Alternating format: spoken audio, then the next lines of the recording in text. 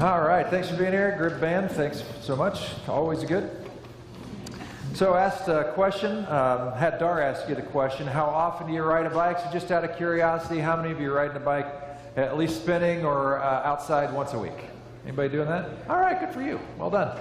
How many of you more like once a month maybe? How many of you maybe twice a year, maybe? How many of you don't care if you ever ride a bike again? All right, good for you. All right. Well, I asked that question because we're probably all over the place. Most of us probably know how to ride a bike. I think I asked a question related to this maybe a year ago or so, and there was a person in the 9 o'clock service that had never been taught how to ride a bike. I couldn't believe it.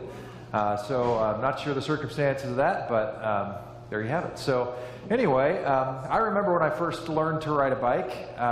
It was in Overland Park, Kansas, and I had my 3-speed hand-me-down bike with an awesome banana seat on it. And my mom walked behind me holding on to the handle that there was, and I was cruising along, and all of a sudden she let go without telling me. And I realized I was free as a bird. And then I realized I'm as free as a bird. And I had to turn at some point. I had to stop at some point and freaked out. Well, eventually, as we all know, you get a little bit better over time learning to ride your bike. Well, I came across this video I want to show you about a master bike rider. His name is Danny McCaskill. And he's done several videos. It's a little longer than I would normally show, but it's amazing, and I'm not the only one who thinks so. Approximately, actually more than 56 million people have viewed this video that you're going to see here. So this is Danny Caskill, who grew up in Scotland on the Isle of Skye, and as a professional mountain biker, he had an idea, and this video gives you that idea. Let's check it out.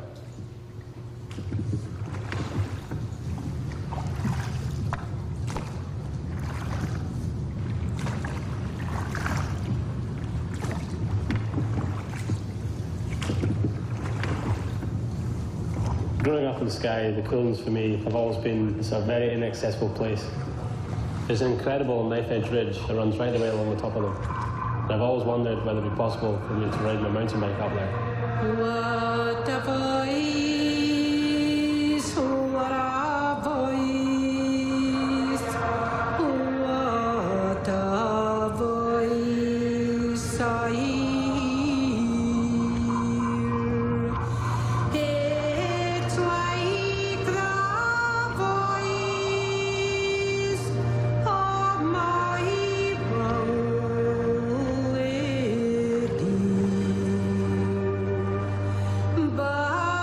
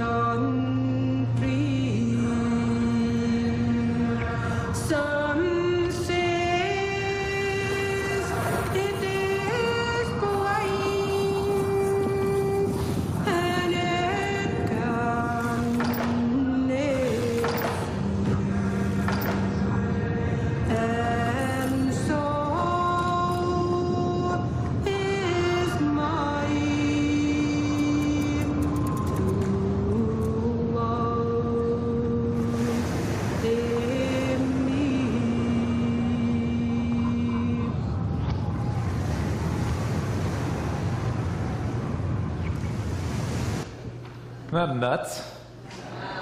Good grief, your hands get a little sweaty just watching that guy. Hey Lynn, let's do we can do it.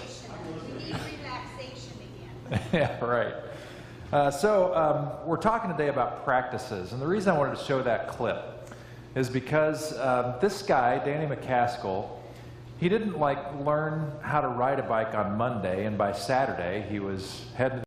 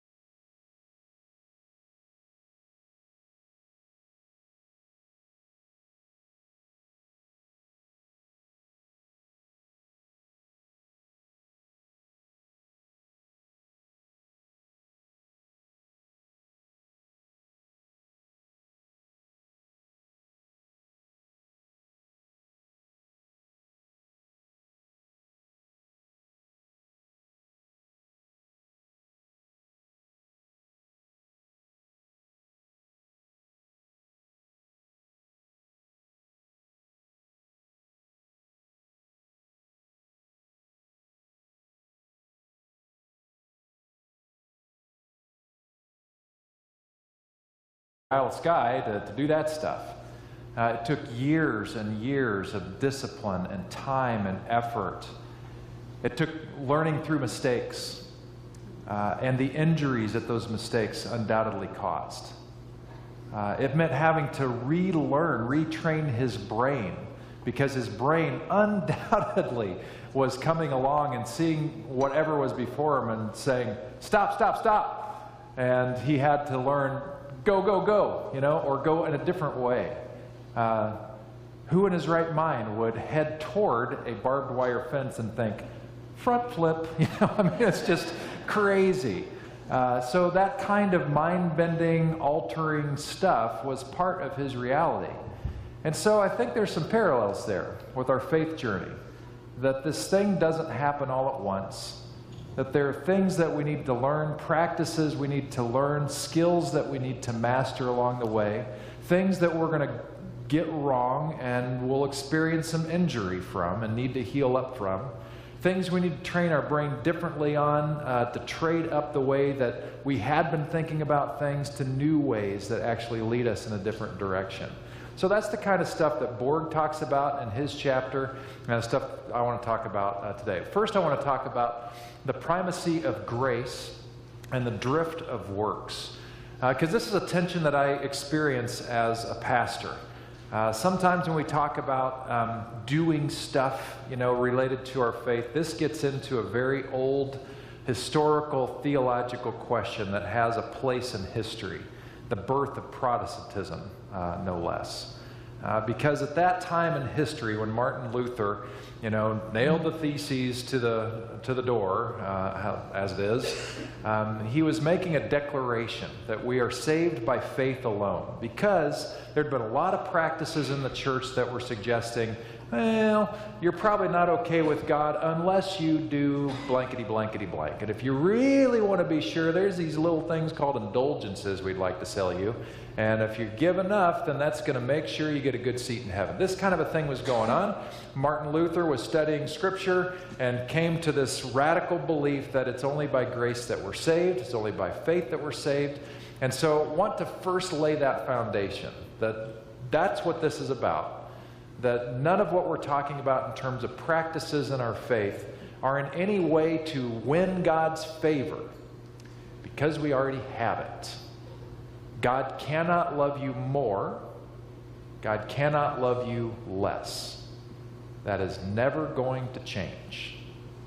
So stop worrying about that. So what we're talking about really is how do we live in such a way? How do we do our faith in such a way? What practices help us dial in more and more to that and allow that to flourish? Because when that flourishes, we come alive. And the people we touch and what we do with our lives make a big impact. But the other thing I want to talk about is the drift of works. So I use works specifically for three reasons, really. The first reason I chose to use works instead of practices right there is because practices was too long of a word to fit on that line, and I really wanted to keep it on the same line. So that's the first reason I chose works, but I also chose works because the word works is an interesting and kind of a dirty word in the New Testament because of that whole works-faith tension.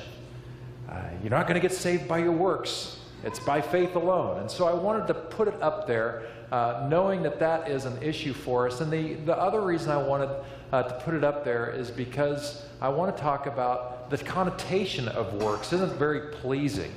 It's like, oh, I got to do some works today. That doesn't sound appealing at all. And sometimes that's the way we view our spiritual disciplines and practices. In fact, I would say that there is a common human tendency, because we like control and we like to keep things orderly, that you might adopt a practice, maybe even today, or maybe you've already done this, and as you begin to do it, it is life-giving, it's enriching, it fits your gift mix, you're dialed in, but then a weird thing happens over time. Something starts to drift and shift. And that thing which once gave you so much joy now is a burden. And I've seen this happen with people's devotional lives, where they like set off on a journey, like, okay, I'm going to have quiet time at 6:30 every morning. It's going to be awesome. And for the first few weeks, it's awesome. And then week 6 gets along. They're like, time for my quiet time. The whole tone of it is shot. They may be reading the same devotional, the same scriptures, but something has happened. I've seen this happen in ministries from all sectors of church ministry, from behind-the-scenes stuff to very upfront stuff. I've struggled with it myself at times, where you're dialed into a ministry that is the perfect fit of your gifts, your strength, your skills, your passion. You found your home, and you jump into it, and you feel so alive when you're doing it, but then something drifts along the way. And what once was so intoxicating becomes not just a burden, but it changes us. And every time we think about it, it's like, I have to do this again. And we become bitter about it. This is a human tendency. So if you've ever had this happen, guess what? You're human. And I'm telling you this because this is human drift. This is the drift of works. That because of how we're wired, sometimes that thing which we love and adore even can shift. And so we have to be aware of it so that we can mitigate against it and keep our focus straight, which is why we're doing the practices in the first place. So I like how Borg says this. He said practices are about, first and foremost, hit the space bar, please. And it might come up. There it is. It's first and foremost about paying attention to God. So, all right, we can get on with that. The next thing is that practices are about forming our Christian identity. And the third thing he says, practices are about nourishing ourselves and others. So if you look at it that way, this isn't about winning God's approval or favor for some future thing to cash in. Because sometimes we do it that way. We think, okay, if I do my part, then God's got to do God's part. This is not how it works. You're missing the point. Everything that God has, like the father figure in the prodigal son parable, everything the Father has is already yours. How much of it do you want? How much do you want to experience? That's what practices are about. It's about more and more of experiencing the things that God has for us. They're paying attention to God, just to say it out loud again. They're forming our Christian identity because the Christian identity is different than the world identity that we naturally acquire. And it's nourishing not only ourselves, so if you're thinking about, oh, I just really want that inner peace, awesome. But it's not just about your inner peace, it's about world peace. It's about peace for everybody. And the next thing that I want to say before we get going here has to do with Jesus. That Jesus was pure at his core, yet was formed. Sometimes I think that we have this picture of Jesus being airdropped, into the world, ready to go, like a Navy SEAL or something. I don't know if Navy SEALs are ever airdropped. They're maybe something else, but anyway, or maybe a Ranger or something like that. And we think about it that way, like fully equipped and ready to go, already trained, all that stuff. That's not really the case. So Jesus was a human being, and he was raised in a Jewish tradition, and while his heart clearly was aligned with God, and he had a deep passion for God, and how the whole incarnation thing works is mysterious, but it's there for sure. But he was formed in a tradition. In other words, he didn't just have a blank canvas and think, so as this Messiah dude, what should I do with my life? That wasn't it at all. He had a tradition that guided him that said, if you want to foster this thing, if you want to see this thing flourish, here's a bunch of practices that the Jewish tradition has been telling people to do for a very long time, and he did them. So he went to church, synagogue. He prayed in solitude. He practiced the feasts. He did all the Jewish stuff. He was really good at being Jewish because that's the faith that formed him. So you are not creating this thing. You are a part of a deep tradition called Christianity, which is rooted in that same Judaism. There are practices that we know work, and that's what we want to look at today. And one more thing before we jump into the thing, to more stuff on the next slide, just to point out what we are really all about. That CrossWalk is all about this, and I would tell you that Christianity is all about this, and I would even say that Judaism is all about this, and that all faiths at their heart, at their core, are all about this. That we are resurrection people called to new life, called to bring renewal to all people, all creation. You could switch out that resurrection if that makes you think too much of afterlife and think about renewal. We are renewal people, or we are restoration people. That's what we're about. That's part of that is the hope that we have in Jesus. Certainly, this experience that we celebrate at Easter, where people had many people had this experience of the resurrected Christ, certainly that gave them hope that there was hope beyond the grave. Absolutely. But everything Jesus did in his life was about renewing people and systems and things while he was alive. And so it's both and that's awesome. That's what we are about as people. And all of the things related to the resurrection carries a choice. So on the next line here, it says, resurrection is a choice we make daily to stretch, kneel, grace, incarnate, and connect. Those should sound pretty familiar to you because we say these things fairly often-ish around here because they are key components of our belief statement. But our belief statement at CrossWalk is more than a belief statement. It's a behavior statement that we actually want to live in to what we believe. So many churches have a boilerplate belief statement. I don't even know if they read the thing, let alone follow it.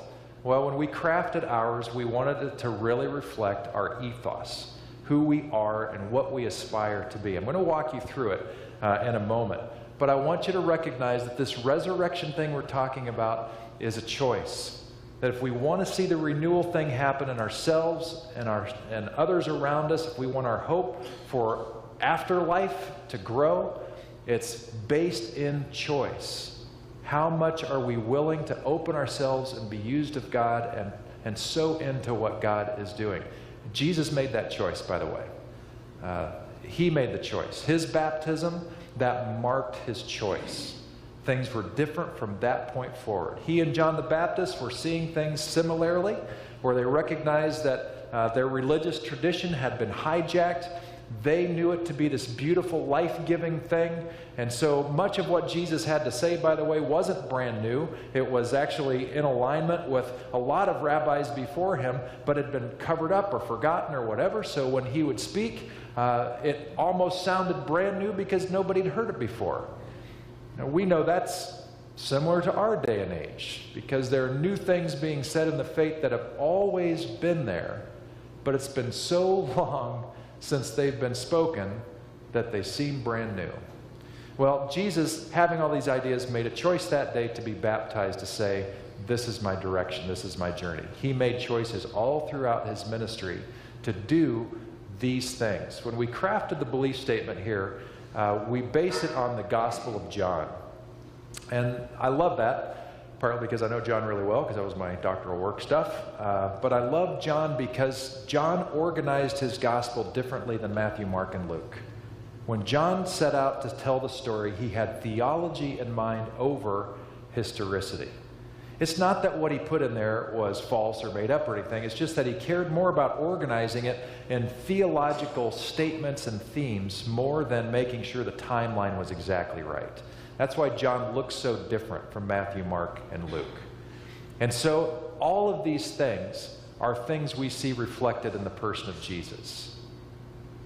And that's what I want to walk you through, because these are practices at CrossWalk that we know will help us be in those footsteps, experience the renewal of ourselves and all things. Borg says basically, in different ways, the same core stuff I'm talking about. But I thought, let's bring it close to home and relevant to who we are. So let's just walk through these. And I'm going to read them out loud. This won't take us all that long to get, but it's probably been a while since you've looked at our belief statement. Maybe you've never seen it. So this is it. So the first choice that we have in this pursuit of this resurrection life, this faith thing, is that we stretch. To pursue a relationship with God is a choice to be continually stretched to new ways of thinking and being. When Jesus was with Nicodemus, John the Baptist, and the Samaritan woman at the well, he stretched their thinking with love and respect, even though it required them to let go of the familiar. Therefore, we choose to stretch as God grows in us, and we lovingly help others stretch toward God as God works through us. So my question is, how are you choosing to be stretched? And are you open to that? Or are you just wanting faith to kind of stay the same? Because like with the bicycle metaphor, you have to get to a point when you're first learning to ride a bike. You have to learn balance and how to turn and how to stop and how to trust the people who've gone before you. And that is mind bending. We could use swimming as another metaphor. We could use so many different things. How have you let God stretch you recently?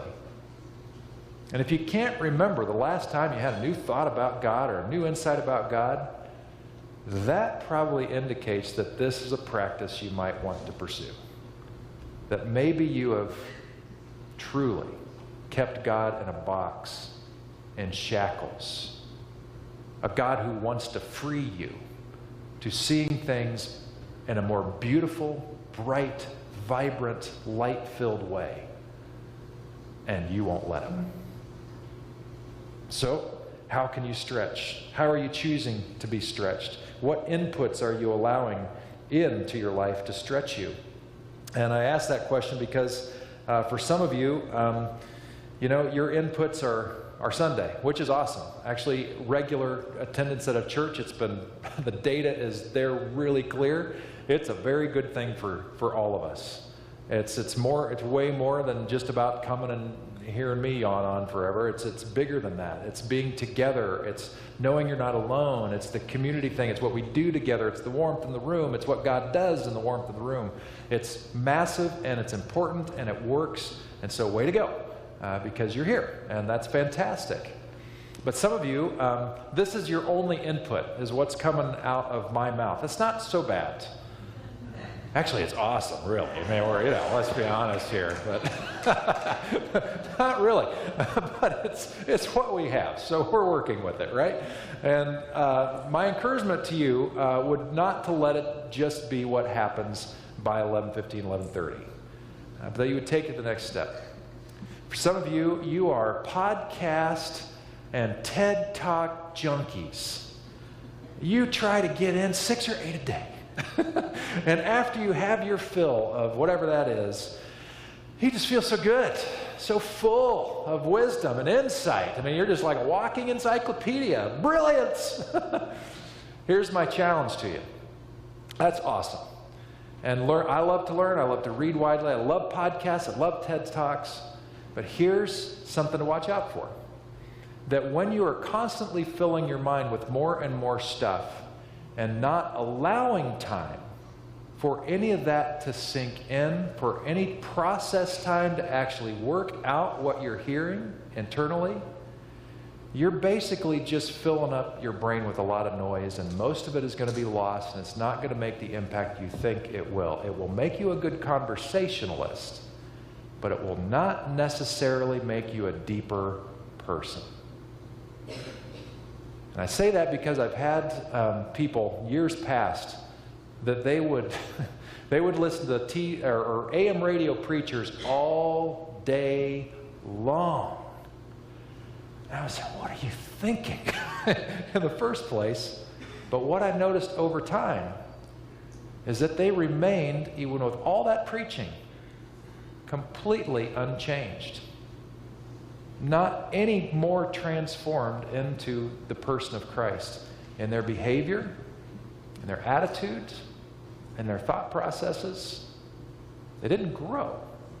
So that's why I tell you, in our world, we think more is always better. And I'm saying that's not actually always the case. That you need to take time with what you have and go deep. So if you have nothing else, if I'm your only option, if church on Sunday is really what you're going to fit in, the good news is there's more than me in the equation. Because God somehow mysteriously uses even me to say some things to you. So here's what I would do if you have no room for anything else, is whatever you sense God messing with you here today, take that deeper throughout the week. Write it down today saying, I'm hearing this small voice say this. This is an issue that came up that I think there's something God wants me to see. And don't just spend some time over your popcorn tonight, but like every day, refer to it. Write a little bit in your journal. Make it a part of your prayer. Let it go deep. Not because I'm so wonderful, but because God is in the process. And I think God wants to take you somewhere deep with what you have. So, don't go for the mile wide, inch deep. Go for depth. Go for that. That takes time, and that's all about stretching. The final question here, though, is how have you been a catalyst to stretch others in their thinking? Because there are a lot of folks that are stuck. They're stuck, especially for the people that CrossWalk is particularly poised to reach. Because the people that we are most likely to reach are not people that are happy in other churches or just had another, are just looking for another church, because we're not quite like other churches in town. You may have caught that. But for people who've been offended by church or have heard the message of the earlier tradition, are just like, I just can't ride with that anymore, and there's got to be more, but I don't know if there's a more. Well, you as crosswalkers, you have a special opportunity to say, there are different ways to think about this, and you gotta come talk with us together about this, because that's where it happens, and that will help the stretch process. And we might be a part of their system and finding resurrection all on their own. All right, the next slide talks about kneeling. We kneel. Jesus served humbly without discrimination. He served enemies of the state, touched untouchables, healed those who were broken, and fed those who were hungry. Therefore, we choose to share God's love by kneeling to serve as Jesus modeled, bringing healing to our world. So the questions are, how are you allowing others to serve you first? Are you one of those people that won't let you do anything for you? Well, that's its own problem. And so if Jesus is trying to wash your feet, if Jesus is trying to tend to your needs, heal you up, help you with your forgiveness issue, help you with your anger issue or whatever, and is coming to you by the power of the Spirit, whatever, are you allowing God to do that? Because that may be your first lesson on how to choose to kneel. And then, how are you serving others with your time and presence? And related to that, Borg really spends a lot of time on how are you funding the things that need to be changed in the world. And he makes an interesting distinction. He says there's outright charity, just giving $20 to that person who needs it in the moment. He said there's another kind of charity which helps organizations that in a bigger way help those people. Like our food pantry would be one of those. But then he said there's a third category that we also need to invest our time and money in. And those are the organizations that actually try to bring out systemic change, to truly transform reality so that those problems won't be there in the first place. Those get messy and awkward. CrossWalk is involved on all levels of that, by the way. Because just in Faraha alone, and our work in Africa, that does them all. We help people directly. We help an organization that is helping extreme poor sufferers, and their whole system, the whole design of what they're doing is to create leaders who will then exact change so that the phenomenon of the slums and all that happens in there will slowly and surely over time be eradicated. That's the vision of it. So we feel good about that. But what are you doing? Are your hands dirty in any way serving anybody else, or is your life too full for something like this? If your life is too full for service, you need to give something up. It's true with all these practices, by the way. All these practices may crowd your calendar, and that just means something has to come off your calendar. So, next one. Let's take a look at We Grace. So Jesus was famous for lavishly extending grace to everyone, but especially to those who were feeling condemned. Be it an adulterous woman caught in the act or a blind man convinced that he was beyond grace, Jesus acted with and spoke grace into their lives in order to free them from condemnation in all its forms. Therefore, we choose to lift up those who experience shame, to love instead of judge. So the questions, how are you allowing God's grace to form you? Have you really fully embraced this idea that God actually truly loves you? That you don't have to do anything to get God to love you because it's already there.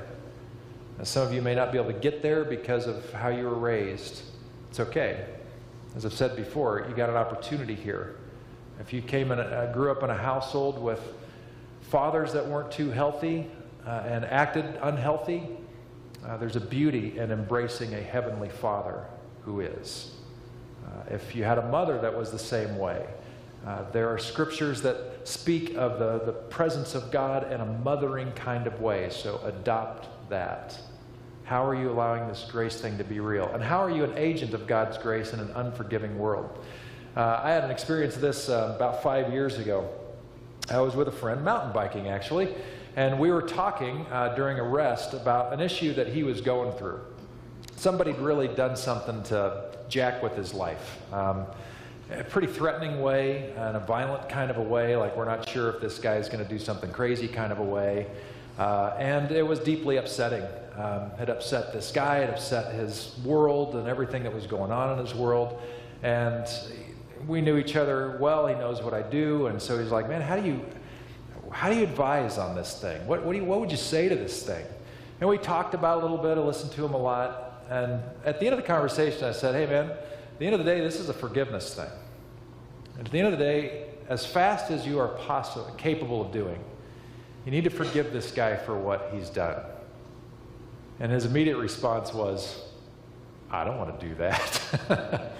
Because our human nature is not to do that. Our human nature is to hold the grudge, to even nurse the grudge, to shout as loud as we can in whatever platforms we have. We're going to tweet it as loud as we can. We're going to Facebook it as loud as we can, Instagram it as loud as we can, Snapchat it as loud as we can, that we're ticked off at that person because they did that to us.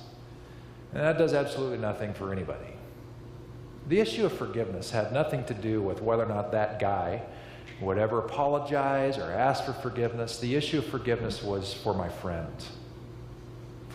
to be unburdened from the need to exact retribution on the guy who hurt him. It's a freeing up from that responsibility. That's what it's about. That's a different mode in our world. And we need people who've experienced the grace of God, who've experienced forgiveness, to be able to speak it into the world that is increasingly hostile and binary.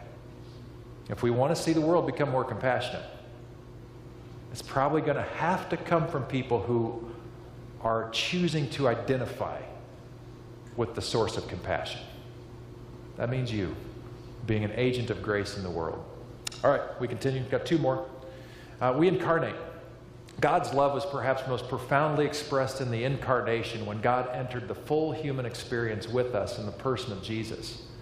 He loved deeply by being intimately present with people in their grief, joy, shame, pain, filth, denial, and even their betrayal. Therefore, we choose to welcome God into our darkest corners. And as those who are being indwelled by God's Spirit, we choose to live deeply with people in the same intimate places Jesus chose to dwell. So how are you making time to really be with people in your sphere? How are you allowing people to be with you? And I should have asked a question before these. How are you allowing God to be with you in all areas of your life? Because I've found for myself, just like when I know I got to get to the doctor, I want to get as healthy as I can before I get to the doctor, so I'll be kind of healthy, which is kind of stupid, but we do that. I do the similar thing with God, where I want to get all cleaned up, before I get serious with God. And the reality is that God is already deeply aware of all of our stuff. There to help us. There to come alongside even the parts that we're ashamed of, and to help us heal those things, clean those things up. And the longer we keep that closet door shut, those skeletons have no hope of being redeemed. So allow this to happen for you, but then also realize it's not just about what God does for you to give you your inner peace. This is for us to extend outward to a world, to come alongside. So if any of you, like I prayed, if any of you have a connection in some way to the people who were victimized Friday, that's an opportunity for you to just walk alongside, to come alongside. Could be literally, personally, physically, could be a note, could be an email, whatever. You don't have to have all the right words. Just saying that you're there means something. Friday, while that was happening, we were having a celebration of Charlie Hoffman, his life. And there were probably 300 people here to pay tribute and to remember and to be present with the family. My guess is that maybe 50, 60 of those people actually had the opportunity to have conversation with the family. And the rest knew that they weren't going to be able to do that. They knew that it was important just to be here, to be present, because that communicates love and attention. And I think you experienced that. Yeah. So you don't have to have the right words. Sometimes being there is the point. Sometimes you need to shut up because you're probably going to screw it up with your words. So just be there. The final thing we have here is we connect. Oh, now we finally get to personal devotional time. Yeah, because that's only one piece of the pie, and it happens to be in the Gospel of John. It shows up toward the end. So Jesus' way kept him connected to the heartbeat of God. Jesus fostered an intimate, personal relationship with God by practicing a variety of disciplines: solitude, prayer, gathering for worship, service, and community life that allowed God's presence to guide and direct his steps. Therefore, we choose to be so connected that the image of God is clearly reflected in our thoughts, passion, and mission. Questions: how are you providing space in your life to be more deeply connected to God? And this gets to quiet time that you're carving out. If you're not, like I said a couple weeks ago on silence, if you're not carving time away to be quiet, still, just to be with God, I wonder if God's voice has a shot at breaking into your life, except through tragedy. Because that's when we finally stop and we can't help but listen. God is speaking all the time. Are we slowing down enough? Are we being quiet long enough to actually listen? In your prayer life, some of you are prayer champions, prayer warriors. Here's my question for you. Are you so busy praying to God, all the things that you want to pray for, which is very important? It communicates love, transacts something in the spiritual world. We're not exactly sure how that works, but prayer works. We're confident of that. But are you so busy praying for everybody else that by the time you're done with that, you're done praying and never have any time for God to respond back to you? So be aware that prayer is not just verbal diarrhea toward God, even if well-intended, but it is equally being quiet that God might speak to us. And then, how are you encouraging others to connect with God? Now, I ran out of room on this line. What I really wanted to say is, how are you encouraging others to connect with God without coming off like a self-righteous jerk? Because oftentimes, those of us who are practicing, that's how we come off. Well, have you done your quiet time lately? Well, that probably explains everything. You know, we get this kind of attitude with us and the tone, and everybody who's on the receiving end of that knows it. So that's obviously not helpful or good either way. So how, with the people in your life, how are you in some way encouraging the fostering of this relationship where everything flows? So back to biking, to kind of wrap things up. There are a bunch of you that you saw that video and you're like, wow, now I never want to ride a bike again. That just looks awful, right? And you know, that's okay. For riding a bike, you have other means of transportation. It's more dangerous today to ride a bike on the road with distracted drivers and stuff, I think. And you got all kinds of good reasons not to ride a bike. That's fine. But when it comes to faith, we're not talking about bike riding. Bike riding is a take it or leave it option. But we're talking about your life when we're talking about your faith. When we're talking about integrating and adopting, embracing spiritual practices, which all of these are, we're talking about your life. And I have a hunch that the human condition and tendency is to treat faith a lot like the bike. Like, I learned how to ride a bike just as much as I wanted to learn how to ride a bike. I'm comfortable at this level of bike riding. I don't want to learn anymore about bike riding, except for it's our faith. We're comfortable at this level of understanding our faith. This makes sense to me. I don't really want to change. I'm comfy in my life. Why would I want to do that? Here's why. When we choose to do that, we choose to put a cap on the quality of our life and the impact our life will have on our world. When we choose to do that here clearly, we are outright saying no to God saying, follow me. Be clear on that. We may trick ourselves and feel like we're doing it, but if we have gotten so apathetic in our relationship with God that we're done growing, we're done doing all this stuff, know what you're doing. Know that in contrast, the examples of the faith that we have through Scripture are people who knew this thing was all life encompassing. That this was a daily choice to go deeper, to grow broader, and that was a good thing. That this means a greater experience of life in all of its beauty and depths. And it means that what you are tied into is going to take you to not just be a better person in the world, but to help many other people experience more of what life was meant to be. And not just the other people, but all of creation is included in this thing. You become better stewards of it all. And our world needs you. It's built into the design. This was God's idea, is that people would get it, own it, and express it. So what practices do you need to develop in your life that you would continue and continue to live and live and live? Let's pray. So God, lots of practical stuff from Borg's chapter and from our own belief and behavior statement here at CrossWalk. I pray, God, that because our human tendency is to quickly feel guilty and shameful about what we haven't been doing or whatever, I pray that that's not the tone. But I pray that we hear this desperate invitation on your part that is born out of love for us, saying, I so want you to live.